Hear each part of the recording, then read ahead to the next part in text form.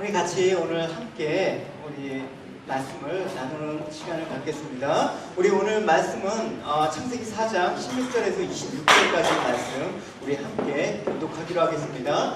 가인이 여호와 앞을 떠나서 에덴 동쪽 롯 땅에 거주하더니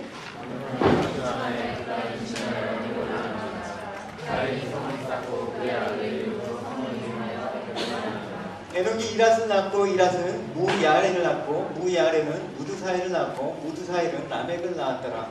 라멕이 두 아들을 맞이하였으니 하나의 이름은 아다요 하나의 이름은 실라요. 아다는 야발을 낳았으니 그는 장막에 거주하며 가축을 치는 자의 조상이 되었고 그의 아버의 이름은 유발이니 그는 승부가 풀을 잡는 모든 자의 조상이 되었으며 실라는 두바이가인을 낳았으니 그는 구리와 쇠로 여러 가지 기구를 만드는 자요 두바이가인의 노인은 나아마였더라. 라멕이 아들에게 이르되 아다와 실라여 내 목소리를 들으라. 라멕의 아들이여 내 말을 들으라. 나의 상처로 말미암아 내가 사람을 죽였고 나의 상으로 말미암아 소년을 죽였구나. 가인을 위하여는 별이 7배일진데 라멕을 위하여는 별이 77배 2로다 하였더라. 아담이 다시 발견하여 조상에 나와 그러나 그의 이름을 셋이라 했으니 그는 하나님이 내게 가인을 죽인 아들 대신에 나는 씨를 주셨다. 같이 읽겠습니다. 셋도 아들을 낳고 그의 이름을 에노스라 하였으며 그때 사람들이 비로소 여호와의 이름을 불렀더라. 우리 같이 오늘 또 선교 여행과 관련해서 또 함께 말씀을 나누고요. 또 이제 다음 주면 저희랑 오랫동안 같이 함께 믿음의 공동체 안에서 생활했던 이란 형제네 가정이 이제 한국으로 출국을 합니다.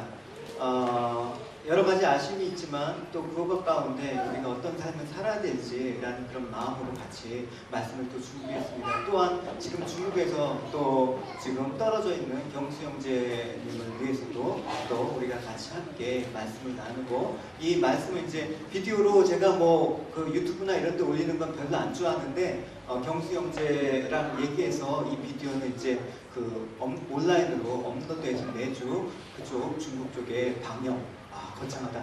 방영을 할 예정입니다. 입에 잘 들으십시오. 그래서 오늘 본문에 보면 세 종류의 사람을 우리가 볼 수가 있습니다. 어떤 종류의 사람이었습니까?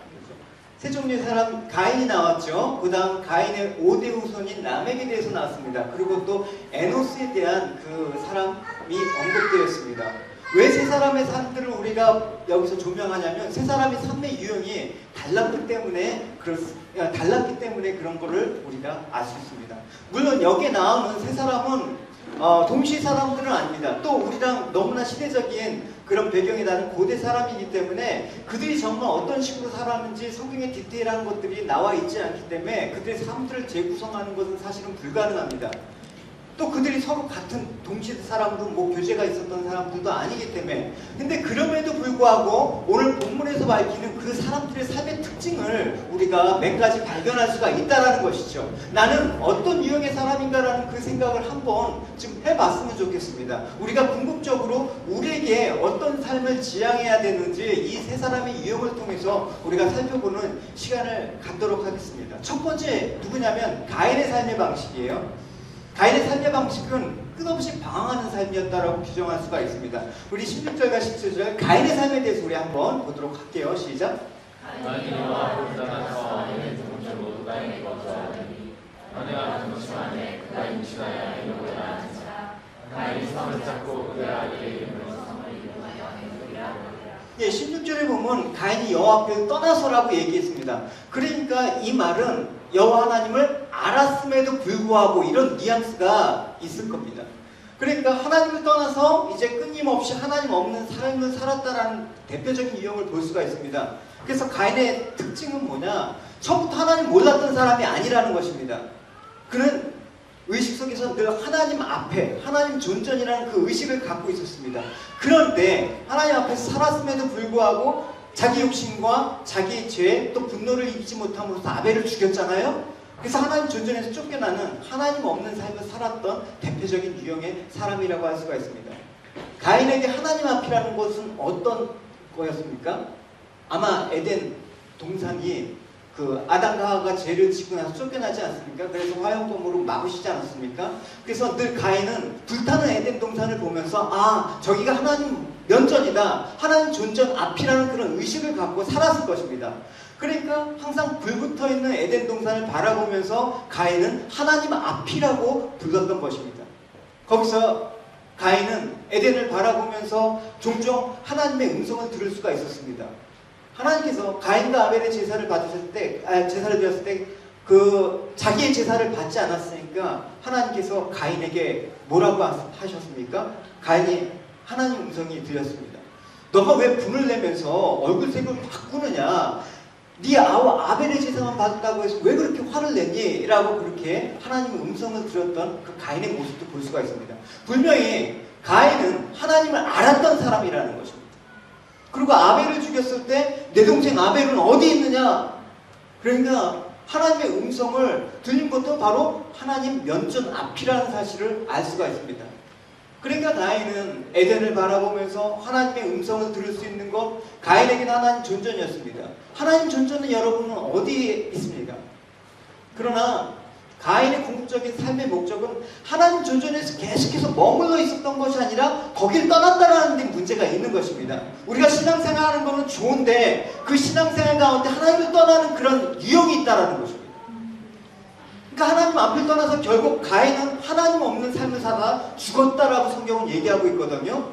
그것이 그가 살았던 삶의 전부였다라는 것입니다. 하나님 섬기다가 타락한 사람은 어떻습니까? 여러분, 우리가 지금은 모를 수도 있습니다. 근데 예배의 기쁨도 알고 하나님의 은혜도 경험하고 하나님의 사랑이 무엇인지 알았던 사람이 타락하면 막상 하나님 떠나서 잘 살 것 같은데 정착할 곳이 없는 거예요. 왜? 하나님께서 주신 것들이 너무나 최고였기 때문에. 내가 그때 예배 때 드렸던 하나님의 사랑, 하나님의 은혜, 내가 드렸던 하나님의 찬양은 정말 아름다운 것이었고 최고의 가치를 드린 그런 최고의 은혜를 받았던 그런 은혜였다. 근데 하나님 떠나니까 그걸 어디서 만족을 느끼겠습니까? 그걸 어디서 채우겠냐고요. 그러니까 방황하는 거예요. 끊임없이. 그러니까 우리가 하나님 앞에서 지금 예배를 드릴 때, 말씀을 들을 때, 또 이렇게 성도의 교제를 나눌 때 드리는 이 받는 하나님의 은혜와 사랑은 최고일 것입니다. 할렐루야. 이제 막 신앙생활하는 분은 믿다가 타락하는 게 잘 뭔지 모를 겁니다. 근데 여러분, 지금 타락 일보의 직전에 있는 사람들도 있지 않습니까? 나라고 생각하라면 여러분 안 돼요. 어쨌든 신앙생활을 오래 하다가 타락하게 되는 경우의 특징은 뭐냐면 방황하는 거예요. 처음에 교회 다닐 때는 열심을 낼 때는 그게 최고인지 몰랐다가 세상을 나가보니까 막상 내가 신앙생활할 때 이 공동체가 참 아름다운 거였구나. 내가 예배 가운데 받았던 은혜가 정말 세상에서 받을 수 없는 귀중한 것이었구나. 나가보면 안다라는 거예요. 이 공동체가 얼마나 소중한 것인지. 그러니까 신앙을 버릴 당시에는 그게 그렇게 큰지 몰랐는데 읽고 나니까 그 다른 곳에서 허전함을 메울 수가 없는 것입니다. 그러니까 어떻게 됩니까? 다른 곳에서 더 극단적인 어떤 그 허전함을 채우려고 하다 보니까 죄악에 빠지는 경우가 대부분이라는 것입니다. 그러니까 믿다 안 믿으면 여러분 더 타락하는 거예요. 그래서 더 미신을 찾던지 술을 찾던지 다른 일에 빠지게 되는 것입니다. 우리가 성경에서 본 그런 일을 얼마든지 찾아볼 수가 있었을 것입니다. 대표적인 사람이 이방 선지자 발람이었습니다. 발람은 드물게 이방인이었는데 하나님의 신의 감동을 받아 막 예언을 하는 아주 신령한 사람이었습니다. 근데 발람이 한 가지 연약한 점이 있었습니다. 뭐냐면 이걸 좋아했어요. 돈을. 그래서 하나님께서 가지 말라고 했는데 모압 왕 발락의 요청으로 가서 이스라엘 백성을 저주하려고 했습니다. 근데 성령이 너무나 강하게 역사하시니까 저주 대신에 막 축복의 말을 했던 사람이 바로 발람 선지자였죠. 근데 끝끝내 하나님께서 그렇게 막으셨는데 불구하고 자기 욕심을 버리지 못했습니다. 결국은 뭐였습니까? 그 돈을 얻기 위해서 여자를 통해서 이스라엘 백성들을 음행에 빠뜨리는 계략을 얘기해 주는 것이죠. 그리스도께서 태어나셨을 때 동방 박사들이 별이 뜰 것이라고 예언을 따라서 예수님을 찾아왔죠. 그 예언을 했던 사람이 발람이에요. 근데 발람이 이 예언을 할 때 그 예언이 얼마나 존귀한지 몰랐다는 것이죠. 여러분이 지금 서 있는 자리에서 우리가 찬양을 드리고 제가 또 설교자로 여기서 또 말씀을 증거하는 이 모든 자리가 너무나 존귀한 자리인데 그걸 몰랐을 때 이 발람과 같이 돼버리는 거예요. 그러니까 이 연의 존귀함을 알지 못하고 돈을 사랑하다가 모세가 여호수아를 보내서 죽여라! 라고 가서 죽지 않았어요.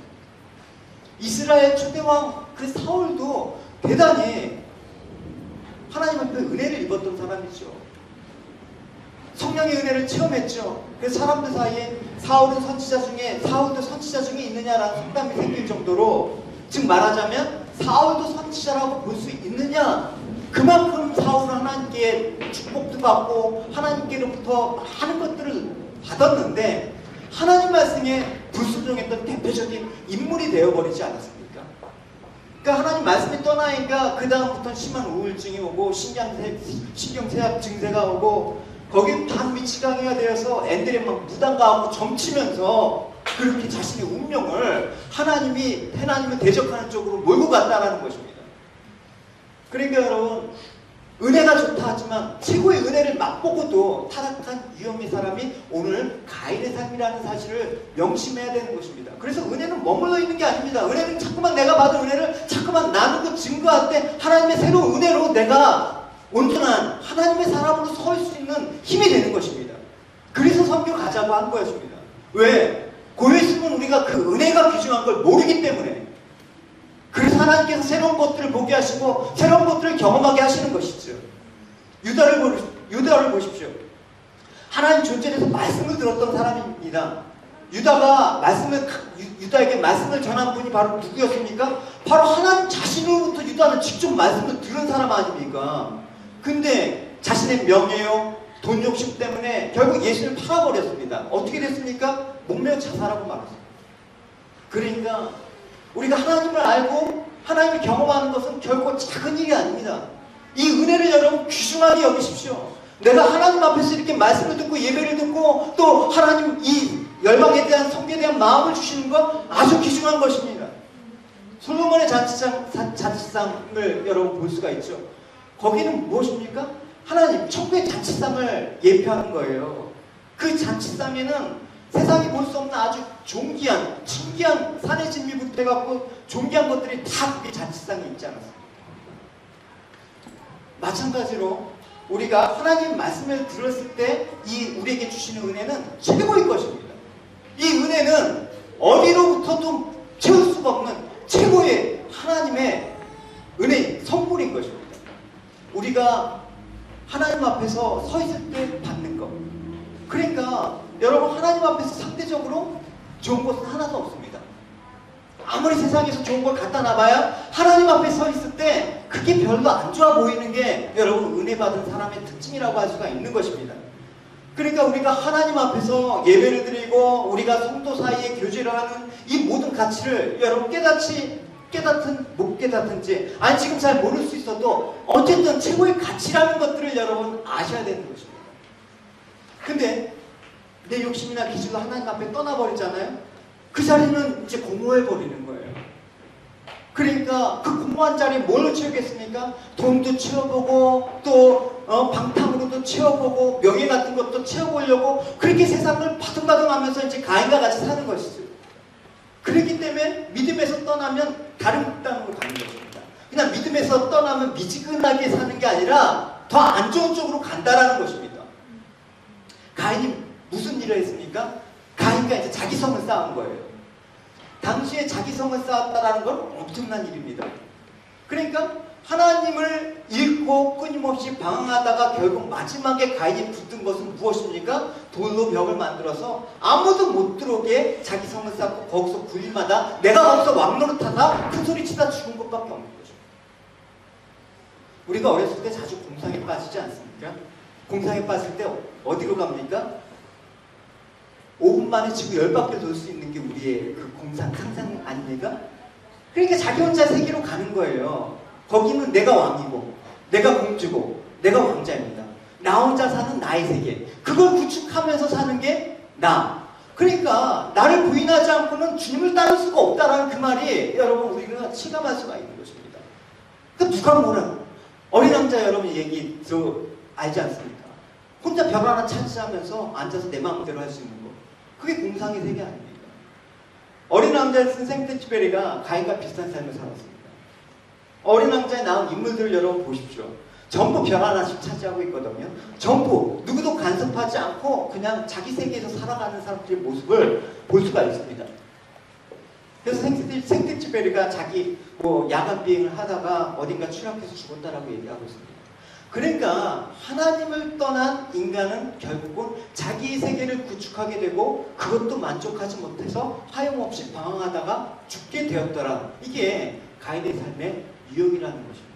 그러니까 하나님 면전에서 떠난 삶이 얼마나 비참한지 여러분, 그래서 믿음은 여러분 우리가 신앙은 어떻게 끝까지 해야 되는 것이에요. 그냥 내가 청년 때 뜨거웠다, 내가 그냥 조금 몇 년 은혜 받았다가 끝이 아니라 평생 가인처럼 하나님과 대화를 하지, 하나님의 음성을 들었던 사람도 이렇게 끝이 우리가 알 수 있지 않습니까? 그냥 여러분, 주님 오신 날까지 우리가 어떻게 살아야 되는가, 그 마음들을 잊지 않으셨으면 좋겠습니다. 두 번째, 이제 가인의 후손 중에서 오늘 본문에 보면 라멕이라는 사람이 나와요. 이 라멕은 가인의 5대손이거든요. 근데 라멕을 주목해 볼 필요가 있습니다.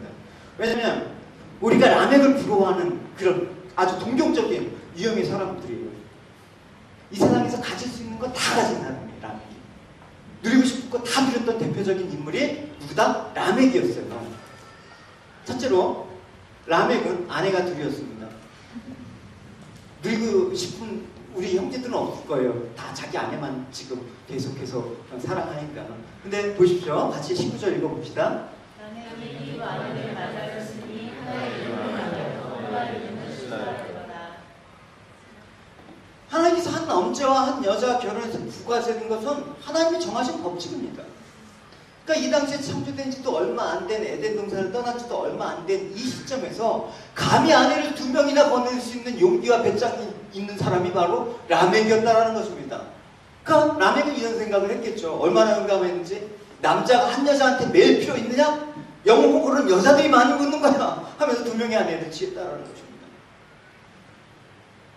성경의 기록을 보면 라멕은 여자 아내를 2명 취한 최초 인물입니다.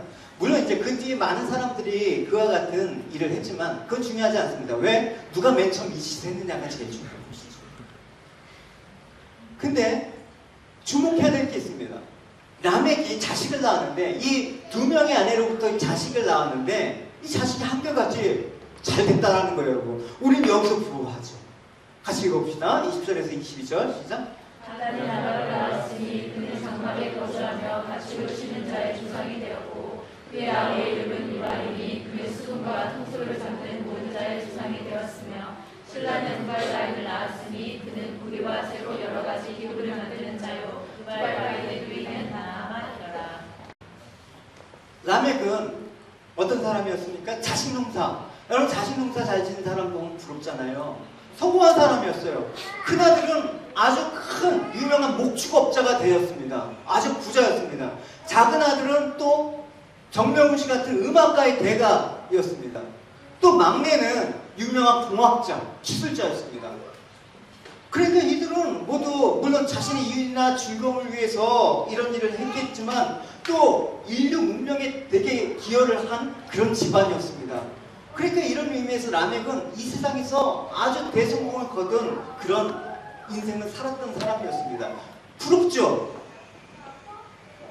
안 부러우면 여러분 우리가 사람이겠습니까? 주님이지?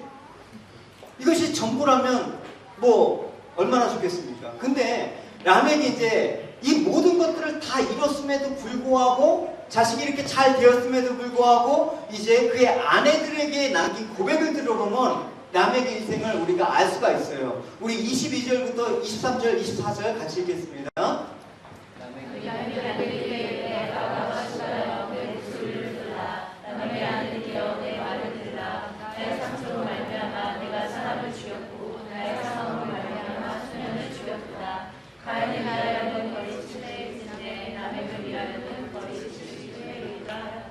겉으로는 되게 성공했잖아요. 근데 실제로는 라멕도 가인과 같은 전철을 밟은 살인자였다라는 것입니다. 그러니까 라멕은 그가 자신 가진 그 모든 성공으로도 늘 해결할 수 없는 게 뭐냐면 이 죄의식. 자기 죄가 가인보다 더 무겁다라는 것을 알았습니다. 무슨 말입니까? 가인은 사실은 뭐 똑같은 죄인이지만 아벨 한 사람 죽였잖아요. 근데 라멕은 자기 욕심에 장애가 된다고 생각하는 거, 내가 성공을 이루기 위해서 거침돌이 된다고 하는 모든 사람들을 죽였습니다. 어떤 식으로 죽였는지 모르지만 내 성공을 위해서 짓밟아버리는 그런 세상 논리에 그렇게 성공을 위한 오직 한 가지 목적을 이루기 위해서 달려갔던 사람이 바로 라멕이라는 사실을 우리는 짐작할 수가 있습니다. 그래서 가인을 죽이는 자에게 벌이 7배인데 자기를 만약에 죽으면 벌이 77배라고 얘기를 했습니다. 자기가 그만큼 더 중요한 죄인이라는 것입니다.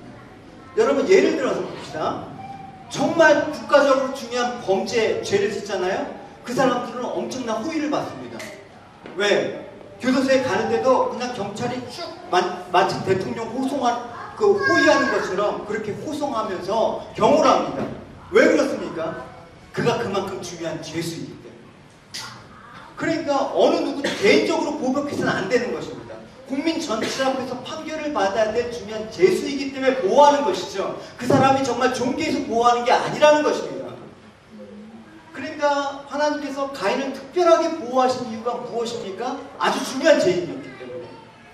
하나님의 심판대 앞에 설 때까지 누가 사적인 보복을 하지 못하도록. 왜냐면 누가 사적인 보복을 해갖고 다치기라고 한다면 어떻게 되겠습니까? 나는 이미 내 죄에 대한 대가를 받았다. 그러니까 이제 나는 자유다. 죄가 없다라고 그렇게 항변할 수 있지 않습니까? 그러니까 하나님께서 함부로 그 사람을 심판하지 못하도록 딱 막으신 것입니다. 왜? 그 사람 반드시 하나님의 심판대에 세워놔서 온 인류에게 과연 예수 없는 그 죄인이 어떻게 될 것인가에 대한 것들을 보여주시기 위해서 하나님께서 보호하신다는 거죠. 그러니까 하나님의 보호가 좋은 것만은 아닙니다. 우리가 하나님의 자녀로서의 보호받는 건 너무나 귀한 것이지만 정말 하나님을 떠난 사람이 하나님 보호를 받는다는 이 의미를 여러분 잘 생각해 보셔야 되는 것입니다. 그래서 라멕이 등장하면서 가인보다 더 극악한 죄악을 합니다. 닥치는 대로 사람을 죽여가면서 물론 문명 발달에 기여했지만 문명 발달에 기여했다고 여러분 하나님이 라멕을 용서하실 리가 없지 않습니까? 사실 문명이라는 것도 그래요. 여러분. 우리가 문명이라는 것들을 과학이라는 이름으로 자꾸만 얘기하는데 하나님이 만드신 그 창조의 원리를 응용하거나 발견해서 하는 게 과학이거든요. 과학은 없는 거에서 있는 거를 만들어내는 게 아니에요, 여러분. 예를 들어서 탱크 밑에 보는 그 무한궤도 그 캐터필러 그 원리가 어떤 건지 아닙니까? 그 뱀이 비늘을 움직이는 원리를 응용해서 만든 거니까요. 다 그런 거예요, 여러분. 하나님께서 이 자연 법칙 속에서 해준 것들을 발견해서 응용한 것입니다. 그러니까 과학은 창조가 아니에요. 그래서 창조 사실은 막 말이 안 되는 거예요. 과학이라는 걸 어떻게 창조에 끼워 맞춰서 과학으로 설명해요. 과학은 창조가 아니라 발견하고 발전하는 개념을 갖고 있어야 되는 것입니다. 헤아린 세 것이 어디 있습니까? 하나님 다 만든 거 우리가 발견하고 또 응용해서 또 하나님의 은혜로 그걸 우리가 사는 거 아닙니까? 여러분 세상의 부귀를 다 누려본 사람이 누굽니까? 솔로몬 아닙니까? 그건 뭐라고 했습니까? 결국 살아보니까 내가 부족함 없이 살아보니까 헤아린 새 것이 없다. 모든 것이 헛되고 헛되니 바람을 잡으려는 것 같다. 그게 솔로몬의 고백이에요. 솔로몬 멋진 사람도 해봤습니다. 근데 헛된 것이었습니다. 솔로몬이 공부도 많이 한 사람이에요. 잘도 깊이 연구했습니다. 솔로몬보다 똑똑한 사람이 없었을 것입니다. 근데 새로운 것이 없더라고요. 속에 세상에 많은 경험을 찾기 위해서 방황도 해봤는데 새로운 것이 없더라. 내가 하나님을 떠난 내 인생 가운데 결국은 헛되고 헛된 것밖에 내 인생이 남지 않았더라가 솔로몬의 고백이라는 것입니다. 그래서 솔로몬이 이랬죠. 그가 그 모든 것이 하나님의 아주 세계, 하나님의 창조하신 세계 속에서 우리가 그냥 아까 얘기한 것처럼 보너스를 받고 사는 거다. 하나님 은혜 때문에 그것들을 발견하고 응용해서 사는 거다. 결국 솔로몬의 잠언서에서 뭐라고 얘기하고 있습니까? 결국 하나님을 경외하는 것이 지식의 근본이라는 것을 깨닫게 되는 거예요. 그러니까 라멕이 거둔 성공의 배경은 사실은 여기에 있습니다. 내가 사람을 죽여가면서 내 노력과 내 잘남으로 인한 성취의 결과라고 생각했지만 하나님께서는 그게 아니다라고 얘기를 하시는 것입니다. 결국 분노, 어떤 분노에 의해서 그 힘으로 보통 사람이 해낼 수 없는 엄청난 일을 합니다. 여러분 분노를 갖고 여러분 공부하면 잘할 수가 있습니다. 여러분 악으로, 여러분 악으로 뭐 깡으로, 여러분 뭐 진짜 일을 아무고 여러분 그렇게 공부하면 여러분 다 공부 잘할 수 있고 여러분 국가대표 운동선수 될 수가 있습니다. 그러나 그렇게 해서 공부 잘해갖고 여러분 자기가 원하는 것을 얻으면 뭐합니까? 그걸로 사람 죽이는 거죠. 그 분노로 자식들을 몰아서 너 양쳐 부자가 돼야 돼. 그 분노로 악기를 만들어서 피리를 불게 하고 너는 세계적인 음악가로 해갖고 성공해야 돼. 그게 뭐 너는 뭘 만들어야 돼. 가만히 있으면 안 돼. 하다못해 레고라도 만들어. 그러니까 너무 많은 일들은 했지만 그 결과로 인해서 여러분 가인의 후손들, 라멕의 후손들 쭉 보십시오. 여러분 하나님이 원하시는 기뻐하시는 뜻과는 무관한 삶을 살았습니다. 결국은 홍수 심판에 다 쓸어가지 않았습니다. 이걸 염두에 두셔야 되는 거죠. 세 번째, 우리가 살펴볼 것은 이제 가인과 라멕의 삶이 아니라 세 번째 마지막으로 셋의 아들 에노스의 삶을 우리가 살펴보자고요. 우리가 에노스를 보면 이제 에노스는 가인의 후손이 아닌 셋의 계열 사람이죠. 25절과 26절을 같이 읽어보도록 하겠습니다. 자. 나는 다시 자기하며 중심함에 그 아들을 낳아 그의 이름을 셋이라 하였으니 이는 하나님이 그에게 가인을 죽인 아벨 대신에 다른 씨를 주셨다 하며 그러니까 아들을 낳고 그의 이름을 에노스라 하였으며 그때 사람들이 비로소 여호와의 이름을 부르더라. 예. 그러니까 에노스는 어떤 사람이에요? 가인과 아벨이 형제였는데 가인이 아벨을 죽였어요. 그래서 하나님께서 그 죽은 아벨 대신에 셋을 주셨는데 그 셋의 아들이 바로 에노스였단 말입니다. 그러니까 가인과는 동떨어진 그런 어떤 삶들을 살았다라는 것을 지금 예시하고 있는 것입니다. 그러니까 에노스의 삶들을 보자고요, 여러분. 막상 우리가 살면서 에노스의 삶들을 동경하십니까? 라고 했을 때 예, 저도 에노스처럼 살고 싶습니다 라고 하는 사람 별로 못 봤습니다. 그러니까 이름도 에노스라고 진 사람도 별로 없습니다. 그러니까 가인처럼 뭐 많은 곳을 돌아다니면서 뭐 그렇게 자기 성을 쌓고 자기 이름으로 뭐 하나 변변한 게 소유한 것도 없고 또 그렇다고 뭐 뭘 발명했거나 뭐 이렇게 해가고 거대한 어떤 기업을 이룬 것도 아니고 특징이 무엇입니까? 하나님의 이름을 불렀더라. 요 한 가지만 있어요, 여러분. 어떤 것도 없습니다. 에노스에 관한 건. 그러니까 이 하나님의 이름을 불렀다는 것은 뭘 얘기하는 것입니까? 공식적으로 예배를 드렸다라는 거예요. 교회 근원으로 올라가면 물론 교회 그 근원은 에덴 동산이지만 타락 이후에 나타난 최초의 교회 모형을 신학자들은 이 에노스의 예배에서 찾아야 된다라고 얘기를 하고 있습니다. 그러니까 여러분 라멕의 삶과 에노스의 삶들을 한번 여러분 비교해 보십시오. 라멕의 삶이 얼마나 화려해요. 자식 다 잘 됐고 자기도 잘 되고 그야말로 세상에서 누리고 싶은 거 하고 싶은 거 다 하지 않았습니까? 근데 에노스가 한 것은 뭐예요? 세상 관점으로 봅시다. 그저 하나님의 이름이나 부르면서 아벨이 했던 믿음의 제사를 다시 드렸던 거. 얼마나 여러분 시대에 답답합니까 지금 이렇게 바쁜데 여러분 예배 드릴 시간이 어디 있습니까 여러분? 말씀 볼 시간이 어디 있어요 여러분? 나가서 열심히 뛰셔야죠. 경쟁을 해야 되는데 내가 아니면 다른 사람한테 다른 사람이 나 죽이면서 밟고 올라가는데 내가 밟히지 않으면 열심히 뛰셔야죠. 그러니까 시대에 맞지 않는 삶들을 살았습니다. 세상적으로 보면 누구는 목축업해서 떼돈 벌었는데 누구는 음악 만들어서 저작권료 받으면서 그렇게 하는데 누구는 계속해서 칼도 만들고 두들겨서 컴퓨터도 만들고 뭐 스마트폰도 만들어서 그렇게 잘 사는데 고작 나는 여호와의 이름이나 부르고 앉아있다니 얼마나 한심한 일인가 라는 생각을 여러분 하실 수가 없지 우리는. 근데 할 수가 있다라는 거예요. 냉철하게 여러분 우리가 한번 우리의 삶들을 한번 내 삶들이 가인가 라멕인가 에노스의 삶인가 한번 냉철하게 여러분 우리 심령을 한번 발가벗기고 한번 하나님 앞에 서보면 여러분 알 수가 있을 것입니다. 분명 에노스도 들었을 것입니다. 라멕의 이름과 그가 거둔 성공이 얼마나 대단한 것인지. 야, 저 집 자식은 공부 잘해갖고 뭐 서울대도 갔는데 얘는 왜 바닥에서 놀지? 그러면서 낙심한 경험 없습니까? 자식 성공하면 여러분 좋잖아요, 여러분. 근데 그럼에도 불구하고 라멕의 삶의 방식을 쫓아가지 않았습니다. 너도 제네트처럼 너도 성공해야 돼 하면서 닥달하지 않았습니다. 그가 유일하게 한 건 하나님 존전에서 여호와의 이름을 불렀더라. 쉽게 말하면 예배를 드렸더라. 이거예요, 여러분.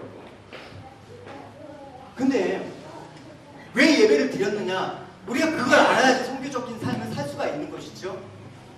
첫째, 그 예배를 드린 이유가 무엇이냐라고 생각할 때 이 에노스는 가장 무서운 심판이 항상 하늘로부터 임한다라는 것을 알았습니다. 하나님께서는 죄인들을 반드시 심판하시는 분이다. 근데 그럼에도 불구하고 하나님의 심판, 재앙이 임하지 않는 이유가 무엇인가? 왜 가인은 아벨을 죽였는데 왜 안 죽었습니까? 남을 죽이면 남을 표 얘기하면 반드시 죽으리라고 했는데 왜 가인은 안 죽었어요? 아벨이 피해 호소가 있었기 때문에.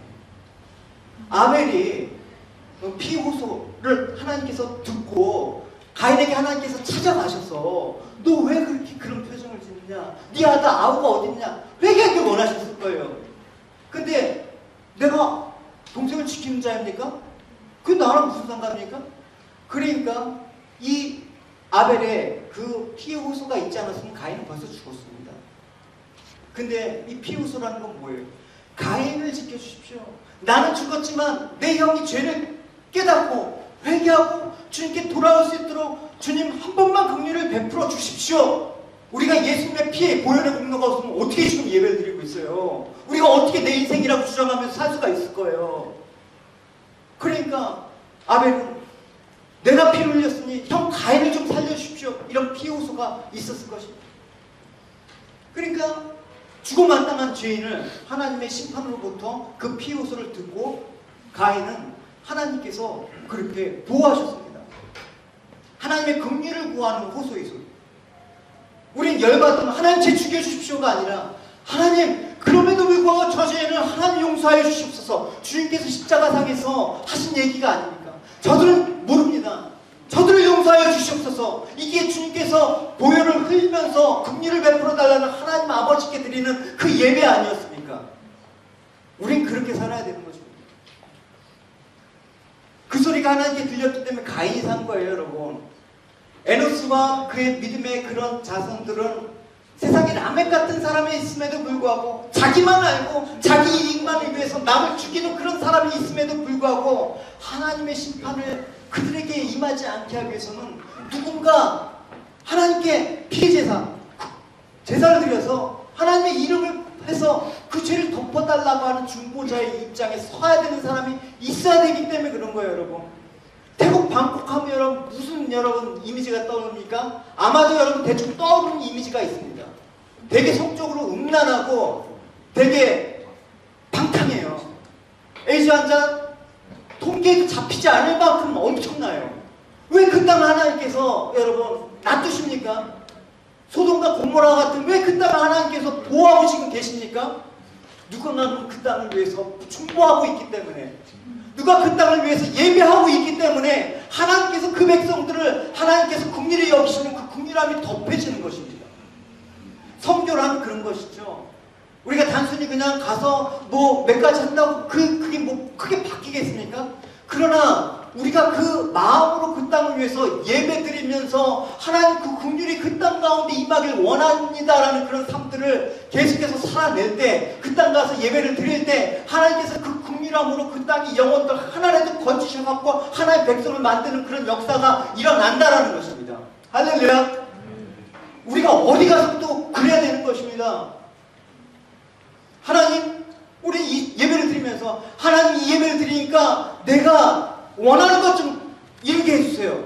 하나님, 내가 이 예배를 받으시고 하나님 저도 라멕의 자녀들 같이 내 자녀 좋은 대학에 들어가서 성공하게 해주세요.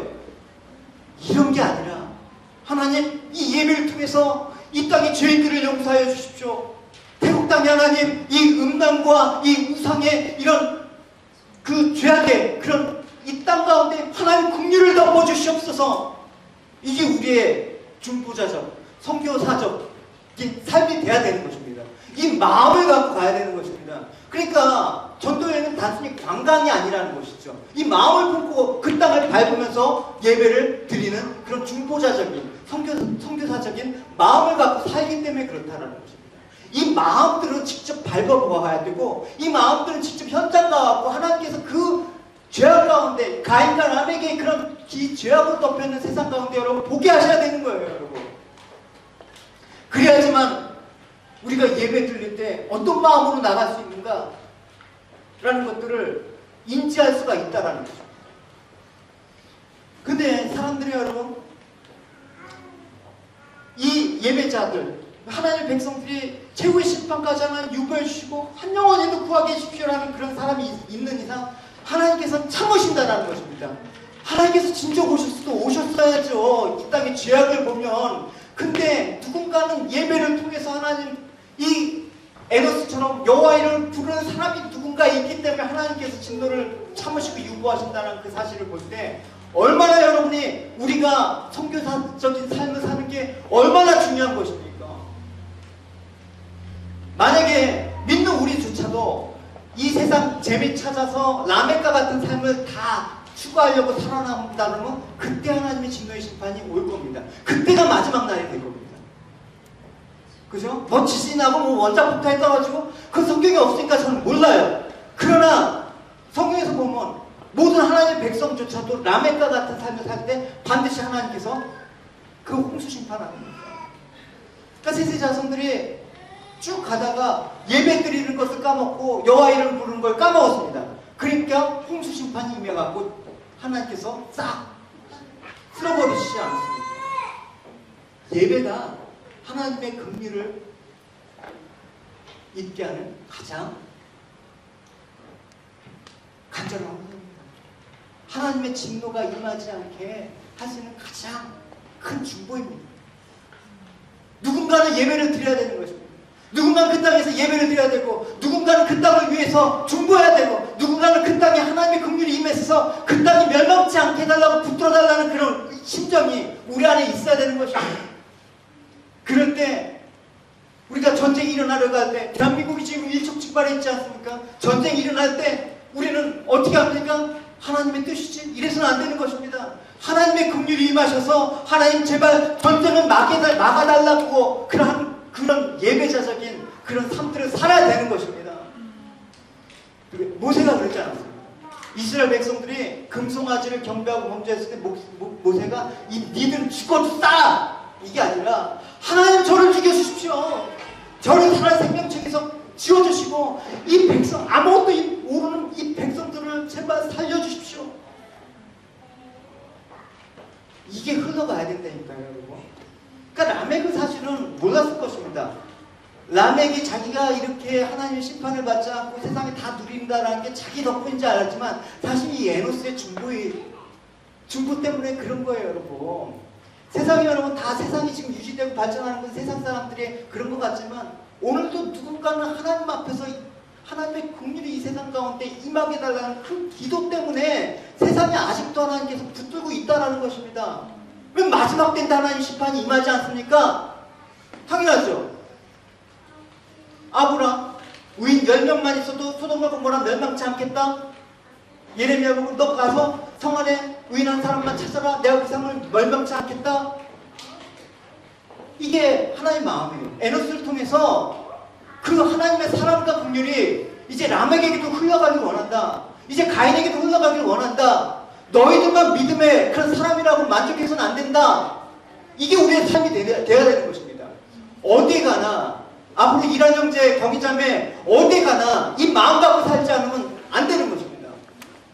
라멕 같은 삶 살다가 여러분 망하지 않길 바래요. 어디 가나 하나님 이름을 부르면서 제가 예배드리면서 살겠습니다. 하나님 이런 마음으로 살아야 되는 거예요. 그러니까 예레미야 5장의 토일자 묵상 본문이었죠. 너희는 예루살렘 거리로 빨리 달려가서 그 넓은 거리에서 찾아보고 알라 너희가 만일 정의를 행하며 진리를 구하는 자를 한 사람이라도 찾으면 내가 이 삶을 용서하겠다. 그 한 사람이 여러분이 되길 소원합니다. 할렐루야. 예배는 할 일 없어서 드리는 소일거리가 아니에요. 예배는 시간이 많아서 드리는 어떤 나의 종교 생활이 아니에요, 여러분. 예배는 하나님의 진노를 막아서 이 세상을 살리는 일입니다.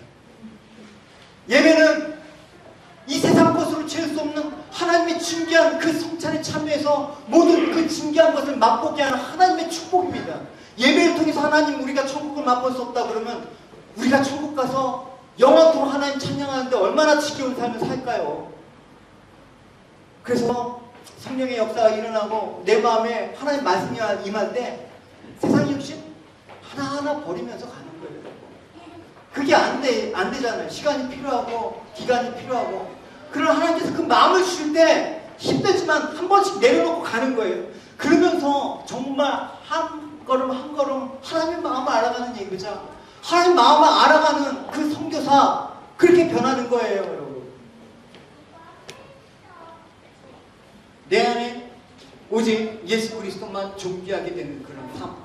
할렐루야. 그게 에노스의 삶. 그게 우리의 삶이라는 거죠. 나를 통해서 하나님께서 세상의 긍휼이 흘러가길 원한다. 하나님의 용서와 하나님의 사랑을 알길 원한다. 그게 우리의 삶이에요. 그게 선교사의 삶이라는 거죠.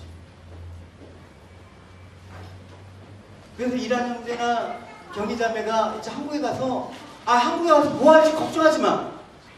한국에 와서 이렇게 하고 다 내려놓고 그거 가서도 내가 하나님의 이름을 부르면서 살겠다는 그 마음과 각오로 가지 않으면 거기 가서도 또 힘들어.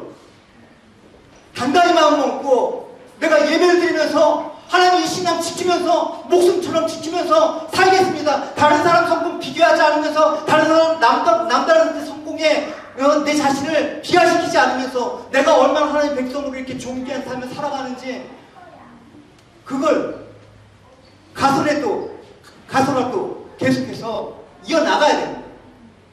그게 여러분의 삶 가운데 계속해서 이어져야 되는 거죠. 그거는 이례적인 이벤트로 끝나는 게 아니에요, 여러분.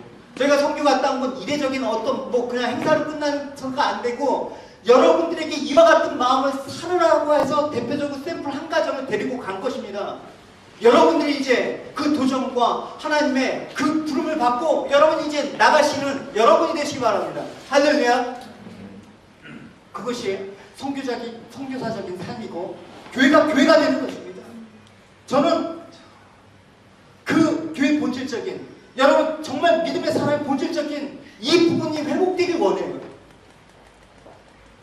그리스도인들 사는 것은 이렇게 예배하는 자로 어느 곳에든 내가 예배하는 자로 하나님 여호와 이름을 부르는 그 에노스의 삶으로 살아가는 것이 가장 최선입니다. 그게 우리가 세상에서 보는 가장 최선의 길입니다.